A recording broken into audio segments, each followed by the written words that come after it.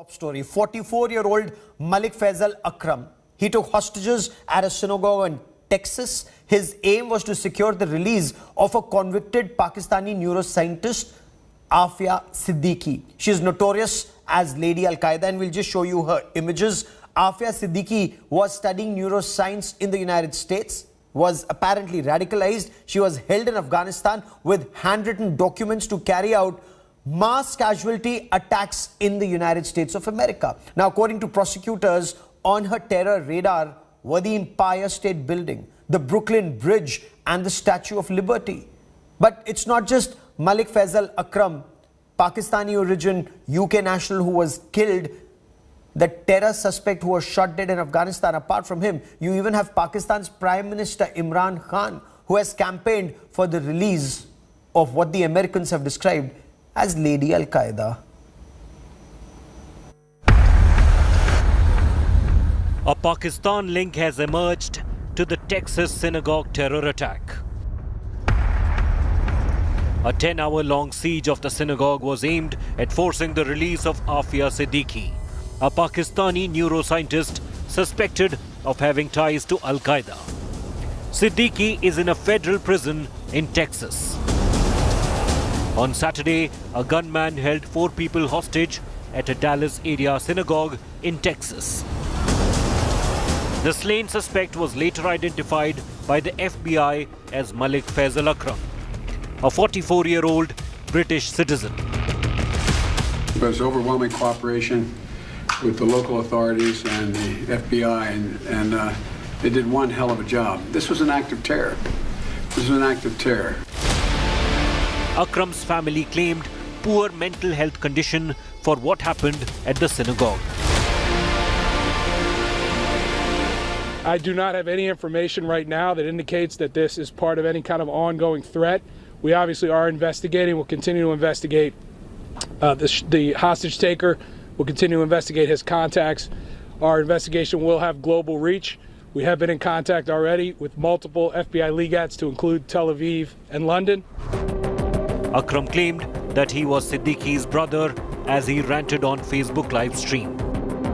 Siddiqui has been convicted for shooting at US soldiers and FBI agents in Afghanistan. She is a suspected Al-Qaeda operative and came under FBI's radar after 9/11 attacks for making donations to Islamic organizations. She was also linked to the purchase of $10,000 worth of night vision goggles and books on warfare. Siddiqui was detained by the authorities in Afghanistan after handwritten notes that discussed the construction of bombs was found on her.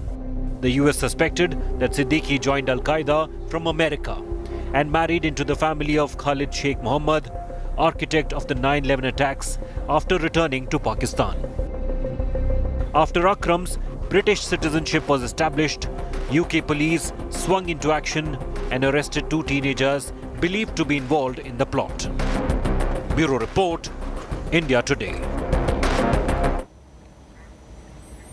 So Malik Faisal Akram picked up a gun to secure the release of Lady Al-Qaeda, Afia Siddiqui.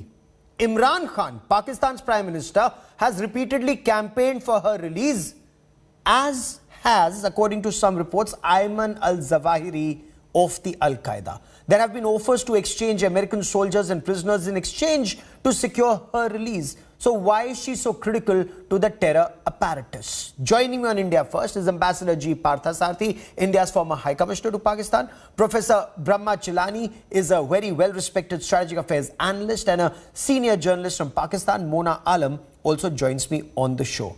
Professor Chilani, if I may, from Malik Faisal Akram to Ayman al-Zawahiri to Imran Khan, Pakistan's Prime Minister, a lot of effort seems to be made to secure Afia Siddiqui's release. She was convicted. She has to spend 86 years in prison.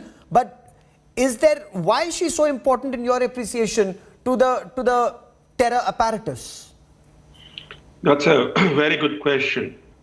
The Pakistani state bears some responsibility for the terrorist attack in the Dallas area by calling a convicted terrorist daughter of the nation and helping to turn her into a jihadist icon through its attempts to secure her release. Pakistan encouraged the hostage taking. The hostage taker was influenced by the fact that Afia Siddiqui was the daughter of the nation. She has been an icon for the international jihadist movement. So the Pakistani state lending support in that effort is very disturbing, and that's the reason why this incident is going to redraw international attention to Pakistan's nexus with global terror. Oh, absolutely. After every few months, there's a new incident that draws attention to this very nexus. And we have to ask ourselves, why? Why is it that the Pakistani state, I can imagine that they are rogue Pakistani nationals or foreign nationals of Pakistani descent engaged in acts of terror. But the Pakistani state contributing to an act of terrorism is against international norms and really and this particular incident is going to really focus attention on the Pakistani state's nexus with terrorists. And this calls for closer scrutiny, Mona Alam. Pakistan's terror connection, that's under investigation once again. So Malik Faisal Akram's father, it seems, was from Jhelum in Pakistan. Maybe some second generation Pakistanis are under the scanner in the United Kingdom. That is what reports seem to indicate. But why is Imran Khan, Pakistan's Prime Minister, why has he been so keen to secure the release of a convicted terrorist who wanted to bomb the Empire State Building and the Brooklyn Bridge and the Statue of Liberty, ma'am? Look, Gaurav, as far as Afia Siddiqui is concerned, I think this particular incident, fine. I mean, sympathizers of Afia Siddiqui is not just Imran Khan or not just in Pakistan. You cannot directly link this particular attack to Pakistan only because the attacker screamed Afia Siddiqui's name and he claimed to secure her release, because this cannot entirely attribute this attack or connect its dots to Pakistan. Sympathizers of Afia Siddiqui are all over the Muslim community, and they may be anywhere in the world. It just doesn't necessarily has to be a Pakistani connection in this particular attack. Ma'am, you're implicating the Muslim community. I am not. I have asked you a very specific question on Pakistan's Prime Minister Imran Khan. I'm not talking about the Muslim community. I'm only talking about Imran Khan. He's an Oxbridge educated, person who's heading a country. He wants a convicted terrorist to be released. Look, it's not just Imran Khan. There are multiple organizations, political parties here in Pakistan who think that there is lack of evidence against Afia Siddiqui, and her case was kind of rushed up, and this is how she's been imprisoned for 86 years. We just want that her case should be looked again into, and this is what not just Imran Khan but multiple political parties and some certain non-governmental organizations, NGOs as well, seek in Pakistan. But I just want to take this plea because your preamble or the premise of this segment suggested as if the Texas attack was connected to Pakistan, or this Faisal is something related to Pakistan because he wanted to secure Afia's release. This, I think, is insufficient to draw such a huge blame and such a baseless allegation, I would say, against Pakistan. Because fair enough, it will be investigated in days to come, but you may want to consider, and I'll get Ambassador Parthasarthi to comment on it, you may want to consider as a Pakistani, that why is it that when there is a bombing in London, 7/7 London bombing, there is a Pakistani connection. You may want to consider why is it that a Pakistani origin terrorist travels from UK to Texas to carry out a terror attack. Why does this Pakistan link to terror emerge in multiple cases, from David Coleman Headley to Tahawwur Hussain Rana, from the US to the UK to Canada? I'll come to that in just a moment. But Ambassador Parthasarthi, has Malik Faisal Akram once again put the spotlight on Pakistan and terror?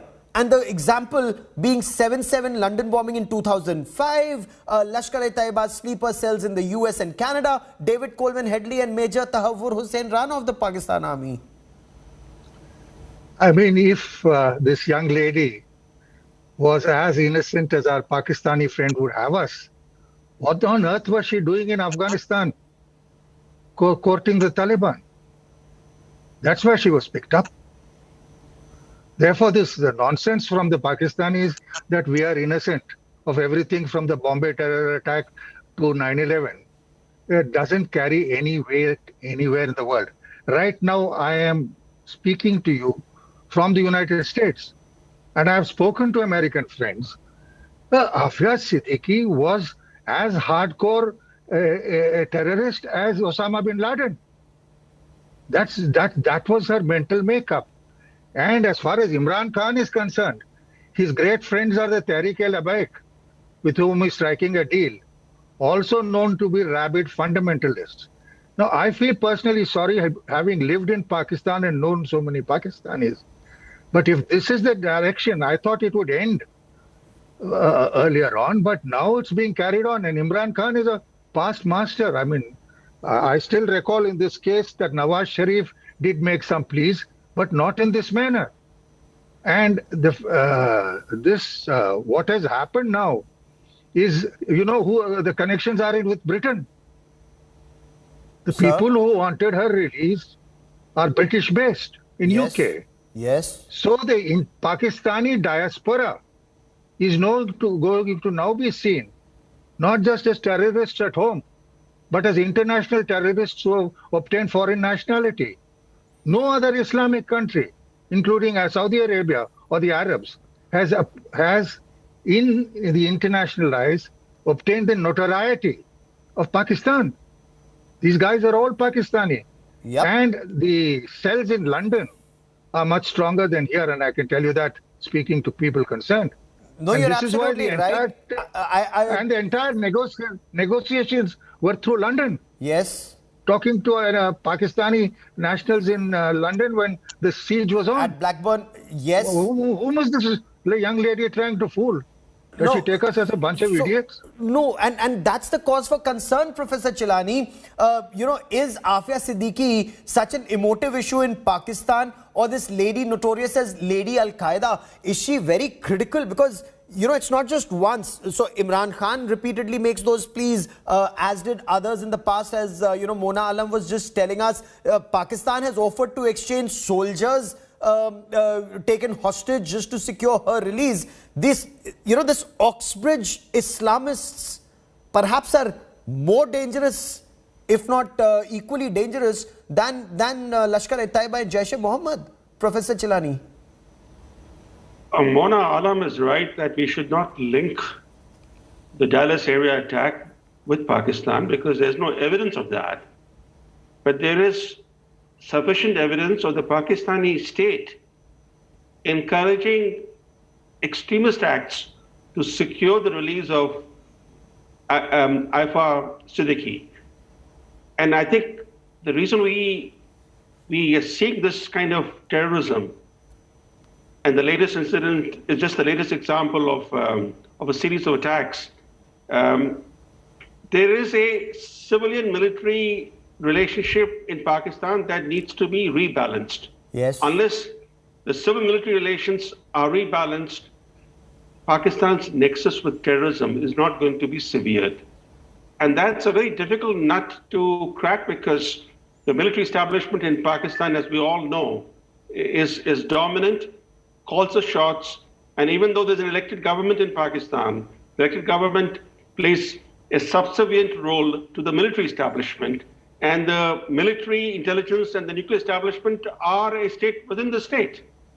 So this nexus between Pakistani state and terrorism is actually a nexus between the Pakistani military establishment and terrorist groups. But in the case of Imran Khan, Mona Alam, is he more pious than the Pope? The army encourages, as some would argue, terrorist sleeper cells in foreign countries. And I'll come back to the point, ma'am. Case in point being Lashkar-e-Taiba sleeper cells in London. The 7/7 London bombings, they were traced back to Pakistan. Radicalization, training, bomb making, everything happened in Pakistan. Tahawwur Hussain Rana is in American jail. He was a Lashkar-e-Taiba sleeper cell in Canada. David Coleman Headley was a Lashkar-e-Taiba sleeper cell in the United States. But why is Imran Khan so keen on her release? Because US prosecutors say she had handwritten notes on mass casualties on US soil. We've talked about dirty bombs. She was talking about recce drones, underwater gliders and bombs. Ma'am, all this is very serious business.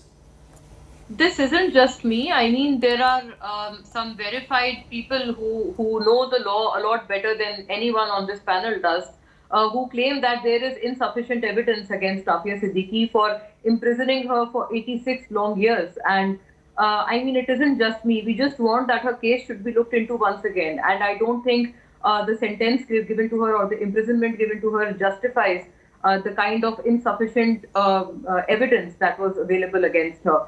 Having said that, look, this is exactly what Pakistan has been pleading and has been pursuing all this while in case of Afia Siddiqui. But when you talk about extremism, when you talk about Islamist extremism, I do not say, and I will be extremely wrong to say or claim that all is well in Pakistan and there's no sort of Islamist extremism here. Yes, we are voicing constantly against any kind of Islamist or any kind of religious extremism that there is in Pakistan, and we wanted to completely root off for good. But extremism. But do you want to root it out? I'll tell you why not. Ma'am, if I refer you to the 7/7 London bombings, mass casualties in London, terrorists were all of Pakistani origin. They learned bomb making in Pakistan. They were radicalized in your Northwest Frontier province. That's the 7/7 London bombing. Ma'am, Tahawwur Hussain Rana in Canada was an ex-Pakistan Army officer, Lashkar-e-Taiba sleeper cell in Canada. David Coleman Headley, who wanted to carry out a terror attack in Denmark, was directly in touch with Hafiz Saeed in Pakistan and other terrorists in Pakistan through Pakistan's ISI. Ma'am, are these your sleepers, your countries, your army's sleeper cells in Europe and US? Ma'am, that's a cause for grave concern for the world. No, actually, I tell you what, a lot of attacks are being attributed to Pakistan. I'm glad that our fellow panelist has agreed with me upon the Texas attack and the links that we're drawing of it to Pakistan. But a lot of attacks here, I mean, for you putting up as a question to me, I think they're very wrongly being attributed to Pakistan, because if you go by this logic, even this 2019 Easter attack that had happened in Sri Lanka in 2019, there were people arrested from Tamil Nadu in connection with the ISIS. So, I mean, absolutely, ma'am, I concede radical Islamist terror is a grave threat even in our country. I concede, but our government, Brahma Chilani, goes after such elements. In Pakistan, they're nurtured by ISI. This is a bad logic, because if no, it isn't. It is not bad logic, ma'am. It's not for me or you. It's the world safety, Professor Brahma Chilani, that is at stake because of Pakistan Army-sponsored terror. 7/7 London bombing, Madrid train attacks, so many terror attacks are all being traced back to Pakistan, Professor Chilani. Yes, Gaurav, see, over the years, we all know that the footprints of many terrorist attacks in the West and India have been traced to Pakistan. Where was Osama bin Laden found? Right next to the Pakistan Military Academy. Where was Khalid Sheikh Mohammed found? In Pakistan. Where was Abu Zubaydah found? Again in Pakistan. The question is, why doesn't the international community use the leverage it has to force change in Pakistan? The international community has leverage. For example, the US can strip Pakistan of its major non-NATO ally status, yes, right? Even today, Pakistan remains America's major non-NATO ally. The US can add Pakistan to its list of state sponsors of terrorism. The biggest state sponsor of terrorism in the world is Pakistan. Absolutely. And led why not add Pakistan to that list? And led by someone who's often described as an Oxbridge Islamist. Ambassador Parthasarthi, I've lost your link. I'm trying to re-establish that link. But this is a story, Mona, that we will continue to track in the days and weeks ahead. It's very important even for Pakistan to cut off roots of terror. It's not just India-centric terror, but now because of this radicalization, it's spreading to UK, to Europe, to United States. Bad for us, bad for you, bad for the whole world. A quick break. News and updates continue on India Today. Business Today with Abha Bakaya comes up next.